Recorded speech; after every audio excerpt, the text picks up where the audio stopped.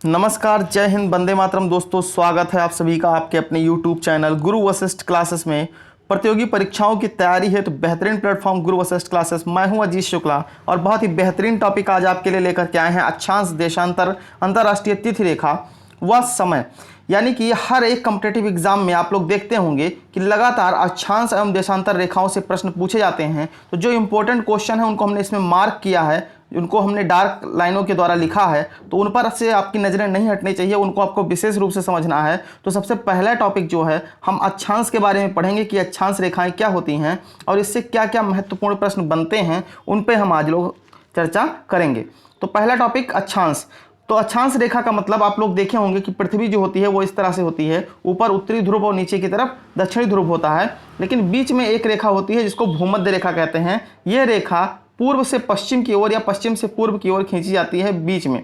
अब देशांतर क्या होता है? जो उत्तरी ध्रुव से दक्षिणी ध्रुव की ओर रेखा खींची जाती है उसको हम लोग कहते हैं देशांतर रेखा। लेकिन जो पूर्व से पश्चिम या पश्चिम से पूर्व की तरफ ये रेखाएं पड़ी हुई होती हैं, इस तरह से इनको हम लोग कहते हैं अक्षांश रेखा।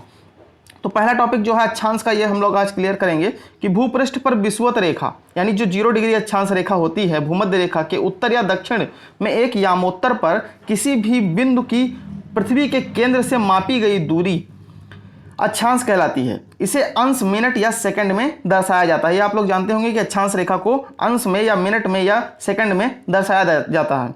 0 अंश अक्षांश को भूमध्य रेखा कहते हैं। मोस्ट इंपॉर्टेंट बात कि 0 डिग्री जो अक्षांश रेखा होती है उसी को हम लोग कहते हैं क्या? भूमध्य रेखा कहा जाता है। यह पृथ्वी को 2 बराबर भागों में बांटती है, यानी पृथ्वी के बिल्कुल मध्य में होती है। भूमध्य रेखा के समानांतर ध्रुव तक दोनों गोलार्धों में अनेक वृत्तों का निर्माण होता है। यह हम आपको पहले बता चुके हैं कि जो पृथ्वी होती है तो इसके चारों तरफ ऐसे करके ये वृत्त बने हुए होते हैं जो भूमध्य रेखा के यानी 0 डिग्री अक्षांश रेखा के उत्तर और दक्षिण में स्थित होते हैं।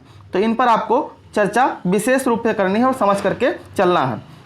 यह वृत्त अक्षांश रेखाएं कहलाती हैं, यानी जो ये वृत्त बने हुए होते हैं इन्हीं को हम लोग कहते हैं अक्षांश रेखाएं।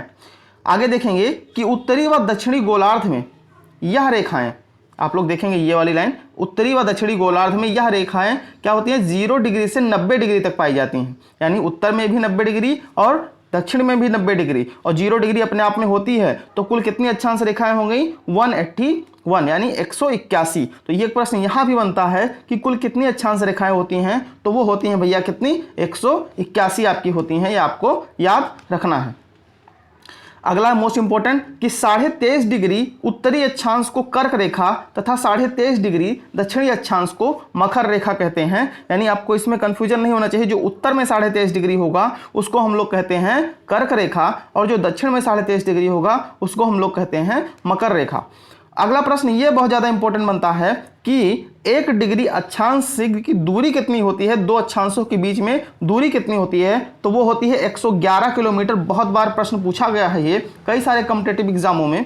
हम यहाँ पर एक छोटा सा गोला बनाए हुए हैं, इसको हम पृथ्वी मान करके चलेंगे, और पृथ्वी मानेंगे तो हमको समझना क्या है कि अक्षांश रेखा क्या होती है। हमने मान लिया कि बिल्कुल मध्य में यहाँ पर एक 0 डिग्री अक्षांश रेखा हो गई, और इसके 23.5 डिग्री ऊपर की तरफ ये हमारी कौन सी रेखा हो जाएगी? कर्क रेखा हो जाएगी। ये ऊपर क्या हो गया? कर्क रेखा। और 23.5 डिग्री नीचे की तरफ कौन सी रेखा हो जाएगी? मकर रेखा हो जाएगी। हम लोग मकर रेखा की चर्चा यहाँ पर करेंगे। अब ये होता है कि अक्षांशों की डिग्री मापी कैसे जाती है? तो भूमध्य में जो ये बिंदु हमारा बिल्कुल मिडिल में होता है, यहाँ से लेकर के और इसके बीच में जो यहाँ पर कोण बनता है ये 23.5 डिग्री का बनता है। तो इसी आधार पर कहते हैं कि ये वाली जो रेखा है वो कितनी है? 23.5 डिग्री की रेखा है। ऐसे नीचे की तरफ नापेंगे तो यहाँ पे जो कोण बनेगा वो कितना बनेगा? 23.5 डिग्री। तो इस तरह से कर्क और मकर रेखा 23.5 डिग्री ऊपर कर्क और 23.5 डिग्री नीचे मकर, ऐसी ही रेखाएं होंगी तो ये कहलाती हैं अक्षांश रेखाएं। अब बात करें देशांतर रेखा की, तो देशांतर रेखा की अगर हम बात करेंगे तब भी हमको ये देखना है कि सबसे पहला बात जो है, ऊपर की तरफ ये होता है हमारा उत्तरी ध्रुव और नीचे की तरफ हो जाता है हमारा दक्षिणी ध्रुव। प्रधान यामोत्तर रेखा जो होती है ये उत्तरी ध्रुव और दक्षिणी ध्रुव को बिल्कुल सीधा मिलाती है, इसको प्रधान यामोत्तर रेखा कहते हैं। इसके पूर्व में यानी ये साइड में पश्चिम होगा, तो पश्चिम में जितनी भी रेखाएं होंगी इनको पश्चिमी देशांतर, और जो इधर पूर्वी साइड में होंगी इनको कहते हैं पूर्वी देशांतर। इस तरह से देशांतर रेखाएं होती हैं कुल मिलाकर के। आप लोग देखेंगे इसको ध्यान से।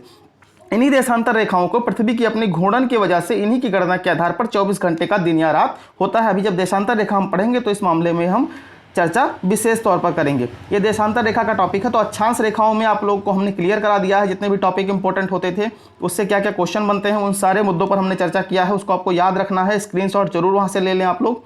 देशांतर रेखा क्या होती है? किसी स्थान की कोणीय दूरी जो प्रधान यामोत्तर के पूर्व या पश्चिम में होती है देशांतर कहलाती है। अभी आपको बताए हैं कि अगर हमारी ये पृथ्वी हो गई, ये प्रधान यामोत्तर रेखा हो गई, तो पूर्व में जो रेखाएं होंगी या पश्चिम में जो रेखाएं होंगी, इन्हीं को कहते हैं हम लोग क्या? देशांतर रेखाएं कहते हैं। 0 डिग्री देशांतर को प्रधान यामोत्तर रेखा कहा जाता है। कई बार प्रश्न पूछा गया कि प्रधान यामोत्तर रेखा किसे कहते हैं, तो इसको हम लोग कहते हैं 0 डिग्री देशांतर को, जो लंदन के ग्रीनविच से गुजरती है। ये बात भी रखना है याद हमें कि प्रधान यामोत्तर रेखा यानी 0 डिग्री देशांतर रेखा जो होती है वो किस देश से होकर गुजरती है, तो वो लंदन के ग्रीनविच से होकर के गुजरती है। 0 अंश देशांतर के दोनों ओर 180 डिग्री तक यह देशांतर रेखाएं होती हैं, यानी दोनों तरफ 180 डिग्री और उस तरफ भी 180 डिग्री, यानी कुल मिलाकर कितनी हो गई? 360। यानी कभी कभी प्रश्न यह पूछता है कि देशांतर रेखाओं की कुल संख्या कितनी है, तो 360 होती है। अगर पूछता है कि यामोत्तर के पूर्व में कितनी रेखाएं होती हैं या पश्चिम में कितनी रेखाएं होती हैं, तो कितनी होती हैं? 180 डिग्री होती हैं। अगला देखो, ये इंपॉर्टेंट क्वेश्चन, 1 डिग्री देशांतर की भूमध्य रेखा पर दूरी जो होती है वो 111.32 किलोमीटर होती है। ये आपको विशेष तौर पर याद रखना है। अक्षांश में कितनी होती है? 111, और देशांतर में कितनी होती है? 111.32 किलोमीटर, जो ध्रुव की ओर कम होती जाती है। क्यों कम हो जाती है? अभी आपको बताएं कि ये पृथ्वी हो गई, इस तरह से जब दूरी बनती चली जाएगी तो आप लोग देखेंगे कि ध्रुवों की तरफ ये दूरी कम है यहाँ पर, और ये बीच में देखो ज़्यादा दूरियां हैं। तो इसलिए ध्रुवों की ओर जाएंगे तो ये दूरियां क्या होती हैं? कम होती जाती हैं। अगला देखेंगे, गोलाकार होने के कारण पृथ्वी 24 घंटे में 360 डिग्री घूम जाती है तथा 1 डिग्री देशांतर की दूरी तय करने में पृथ्वी को 4 मिनट का समय लगता है। यानी एक देशांतर की दूरी तय करने में कितना समय लगेगा? 4 मिनट का समय लगेगा। और 24 घंटे का समय कब लगता है? 360 डिग्री घूमने में। इसीलिए 360 डिग्री यानी पूरा पृथ्वी को घूमने में 24 घंटे का समय लगता है। इसीलिए दिन और रात 24 घंटे का होता है कुल मिलाकर के। 0 डिग्री देशांतर के पूर्व में स्थित 180 डिग्री तक सभी देशांतर पूर्वी देशांतर, आपको पहले बता चुके हैं कि जो 0 से 180 डिग्री तक की सभी देशांतर होंगी वो पूर्वी देशांतर, और पश्चिम की ओर जो होंगी वो सभी कैसी कहलाएंगी? पश्चिमी देशांतर रेखा कहलाती हैं। यह क्रमशः पूर्वी गोलार्ध और पश्चिमी गोलार्ध कहलाते हैं। यानी जो पूर्वी गोलार्ध पूर्व में रेखाएं होंगी उसको पूर्वी गोलार्ध में, और जो पश्चिम में रेखाएं होंगी वो पश्चिमी गोलार्ध में होती हैं।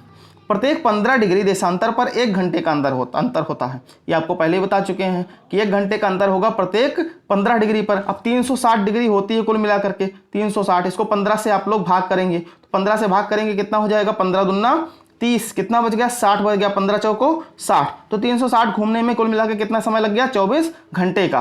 तो इस तरह से हम लोग जान जाते हैं कि 24 घंटे का समय कुल मिलाकर के पृथ्वी को अपने घूर्णन में लगता है, और देशांतर रेखाओं के आधार पर 24 घंटे का कुल समय लग जाता है एक पूरे दिन और रात में। आगे देखेंगे, इस प्रकार 0 से 180 डिग्री पूर्व की ओर जाने पर 12 घंटे की अवधि लगती है, और यह ग्रीनविच समय से 12 घंटे आगे होता है। इसी प्रकार 0 से 180 डिग्री जाने पर ग्रीनविच समय से 12 घंटे पीछे का समय लगता है। यही कारण है कि 180 डिग्री पूर्व व पश्चिमी देशांतर में कुल 24 घंटे अर्थात एक दिन रात का अंतर पाया जाता है। आपको पहले ही इस बारे में हम लोग बता चुके हैं। अगला टॉपिक है अंतर्राष्ट्रीय तिथि रेखा। अंतर्राष्ट्रीय तिथि रेखा क्या होती है? पृथ्वी पर 180 डिग्री यामोत्तर के लगभग 7 स्थल खंडों को छोड़ते हुए निर्धारित की गई काल्पनिक रेखा अंतर्राष्ट्रीय तिथि रेखा कहलाती है। आपको क्या जानना है कि पृथ्वी पर 180 डिग्री यामोत्तर के लगभग 7 स्थल खंडों को छोड़ते हुए, यानी जो स्थल खंड होंगे, जो जमीन होगी, उसको छोड़ते हुए एक काल्पनिक रेखा निर्धारित की गई है, इसे अंतर्राष्ट्रीय तिथि रेखा कहा जाता है। इससे भी इंपॉर्टेंट क्वेश्चन कई बार पूछा गया है। साइबेरिया को विभाजित होने से बचाने एवं साइबेरिया को अलास्का को अलग रखने के लिए 75 डिग्री उत्तरी अक्षांश पर यह रेखा पूर्व की ओर मोड़ दी गई है। अभी आपको हम दिखाएंगे कि किस प्रकार मोड़ दी गई है। बेरिंग सागर में यह रेखा पश्चिम की ओर मोड़ दी गई है। फिजी द्वीप समूह एवं न्यूजीलैंड के विभिन्न भागों को एक साथ रखने के लिए यह रेखा दक्षिणी प्रशांत महासागर में पूर्व की ओर मोड़ दी गई है। अंतर्राष्ट्रीय तिथि रेखा के पूर्व में व पश्चिम में 1 दिन का अंतर पाया जाता है। ये आप लोग जानेंगे कि अंतर्राष्ट्रीय तिथि रेखा जो होती है, अगर उसके पूर्व में जाते हैं या पश्चिम में जाते हैं तो 1 दिन का अंतर हो जाता है।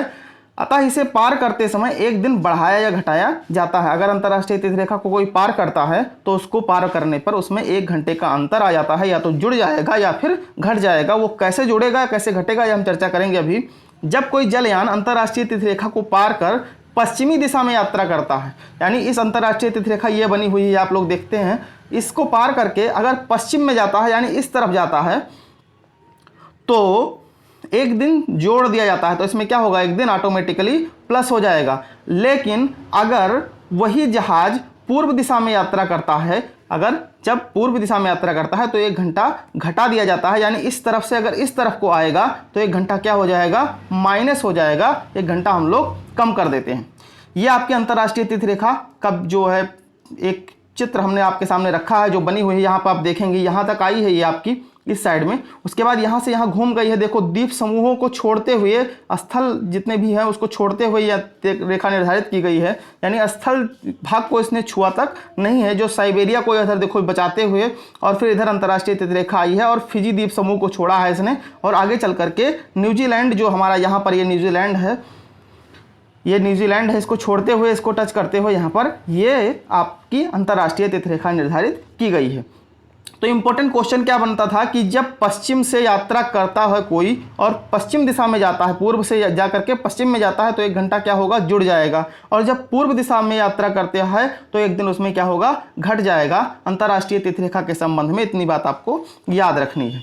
तो आपके लिए इंपॉर्टेंट टॉपिक जो है ये हमने कवर किया, इसको आप पढ़ेंगे। इसका प्रैक्टिस सेट जब हम आप करेंगे तो प्रैक्टिस जब आप करेंगे इसकी तो आपको ऑटोमेटिकली इससे रिलेटेड जितने भी कंफ्यूजन है वो क्लियर हो जाएंगे। जो आपने इसमें पढ़ा है उसका एक प्रैक्टिस सेट हम बनाएंगे, जो इंपॉर्टेंट क्वेश्चन है उनका 10 से 15 क्वेश्चन बनते हैं कुल मिलाकर के पूरे अंतर्राष्ट्रीय तिथि रेखा अक्षांश देशांतर से, वो सारे क्वेश्चन हम वहां कवर कराएंगे बहुत ही जल्द। तो जिन लोगों ने अभी तक चैनल को सब्सक्राइब नहीं किया, सब्सक्राइब करेंगे। घर पर रहें आप, सुरक्षित रहें, दोस्तों में अपने शेयर करते रहें और जबरदस्त पढ़ाई करते रहें। गुरु वशिष्ठ परिवार सदैव आपके साथ है। बहुत बहुत धन्यवाद आप सभी का।